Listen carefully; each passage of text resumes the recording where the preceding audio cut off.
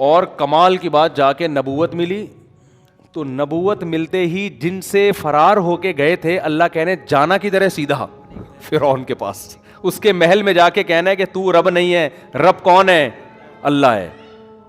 تو یہ تو ایسا ہو گیا کہ میں کہتا ہوں کہ اگر ہم ہوتے, ہم کہتے ہیں اللہ یہ تو بالکل انلوجیکل باتیں ہیں تیری, یہ کس طرح کی اللہ باتیں کر رہا ہے. میں موسٹ وانٹیڈ آدمی, مجھے تو وہ بھنک پڑے گی قتل کر دیں گے. اگر تو مجھے یہ کہتا کہ جا کے کسی اور کو دین کی دعوت دے, تو یہ بھی خطرہ تھا کہ فرعون کہے گا میرے ملک میں میری ایک نئی تحریک کھڑی ہو گئی ہے جو دوسرے مذہب کی طرف بلا رہی ہے, اور تو کہہ رہا ہے جا کے بات کس سے کرنی ہے؟ ڈائریکٹ فرعون سے. تبھی موسیٰ علیہ السلام نے کہا انی قتلت منہم نفسا, اللہ میں نے تو قتل کیا, مجھے مار دیں گے وہ, اور یہ ہے. اور پوری تقریر اللہ نے کہا کلا, ہرگز نہیں, جانا پڑے گا تجھے, جانا پڑے گا, اور جا کے اس کو دعوت دینی پڑے گی. اور پھر اتنی آزمائشیں, جب موسیٰ علیہ السلام گئے فرعون کو دعوت دی, جو کچھ آزمائشیں قرآن بیان کر رہا ہے. موسیٰ علیہ السلام بنی اسرائیل کو بھی تسلیاں دے رہے ہیں, اللہ کی مدد آئے گی, اللہ کی مدد آئے گی, ادھر بھی تسلیاں دے رہے ہیں. یہاں تک کہ قرآن کہتا ہے بنی اسرائیل پر اور مصیبتیں شروع کر دی فرعون نے, اور عذاب شروع ہو گئے.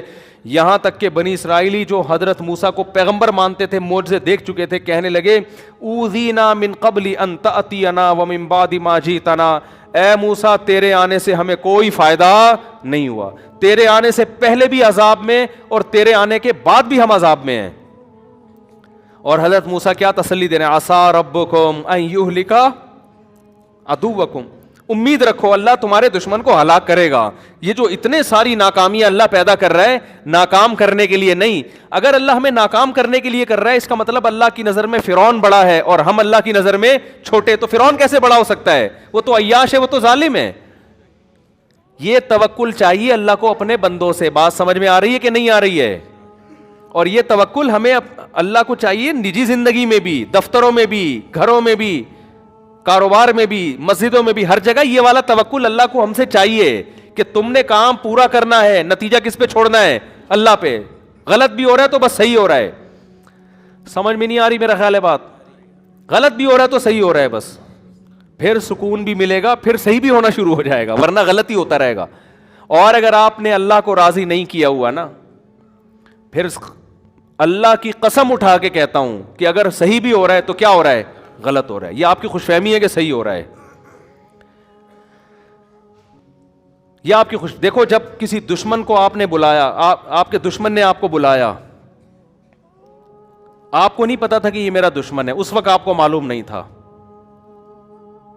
لوگ بتا رہے ہیں تمہارا دشمن ہے, آپ کو نہیں پتا, آپ کہہ رہے ہو نہیں یار یہ تو میرا دوست ہے.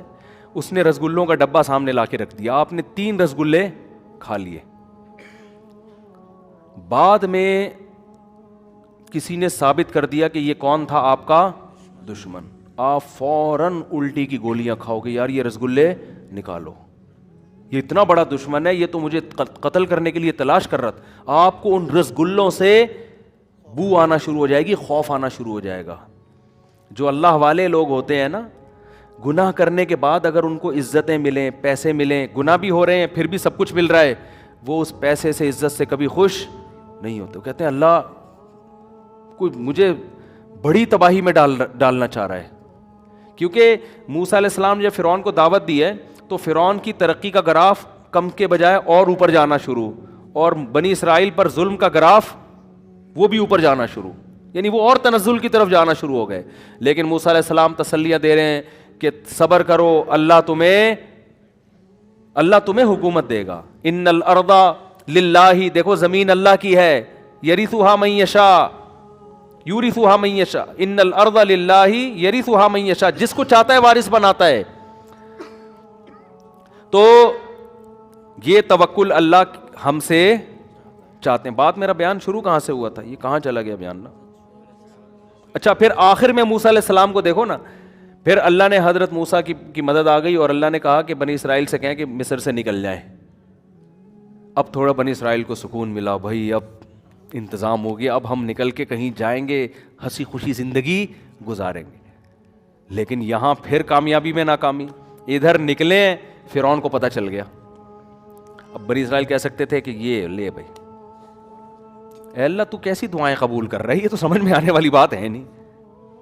تھوڑی سی راحت ملی تھی, تھوڑا سکون ملا, اب دوبارہ اور پھر ایسا فرعون کو پتا چلا، راتوں رات اس نے اپنے پورے مصریوں کو نکالا ہے اور بنی اسرائیل کے پیچھے چلایا، اور بنی اسرائیل آگے آگے اور فرعون کا لشکر پیچھے پیچھے۔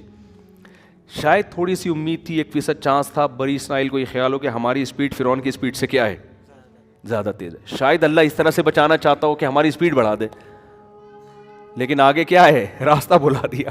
وہی ہوا جو کوہ طور پہ ہوا تھا، راستہ اللہ نے بلا دیا، آگے پانی ہے۔ اب بنی اسرائیل نے کہا موسیٰ انا لمدرکون، پکڑے گئے، اصل میں کہنا چاہ رہے تھے مروا دیا، پہلے تو کم از کم کچھ تو زندگی کھانے کو روٹ، اب تو یہ پکڑ کے ایسا مارے گا۔ موسیٰ علیہ السلام کیا کہہ رہے ہیں، کلا ہرگز، ان معی ربی، میرے ساتھ کون ہے، رب۔ حضرت موسیٰ نے یہاں یہ نہیں کہا ہم سب کے ساتھ رب ہے۔ دیکھو نبی صلی اللہ علیہ وسلم کے ساتھ جب حضرت ابو بکر تھے، دشمن نے گھیرا غار میں، تو آپ نے ابو بکر کو فرمایا لا تحزن ان اللہ معنا، غم نہ کرو، ہمارے ساتھ کون ہے، اللہ ہے، میرے ساتھ بھی ہے، تمہاری بھی مدد کرے گا۔ ادھر موسیٰ علیہ السلام کو جب بنی اسرائیل نے کہا پھنس گئے، تو موسیٰ علیہ السلام نے یہ نہیں کہا ہمارے ساتھ رب ہے، کہا میرے ساتھ کون ہے، رب۔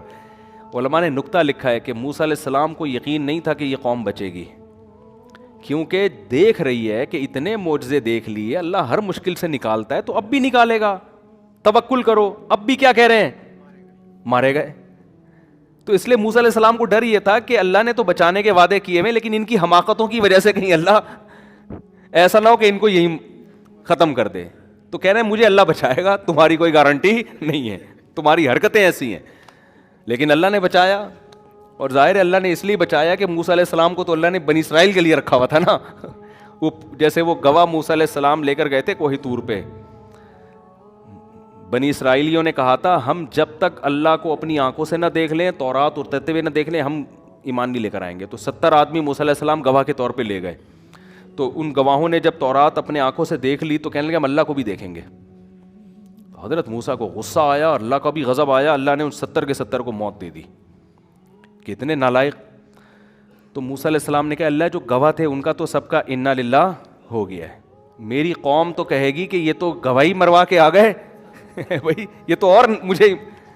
پھر اللہ نے دوبارہ زندہ کیا ان 70 کو، اللہ نے موسیٰ علیہ السلام کی، اس سے پتہ چلتا ہے نبی کا وجود کتنی بڑی رحمت ہے۔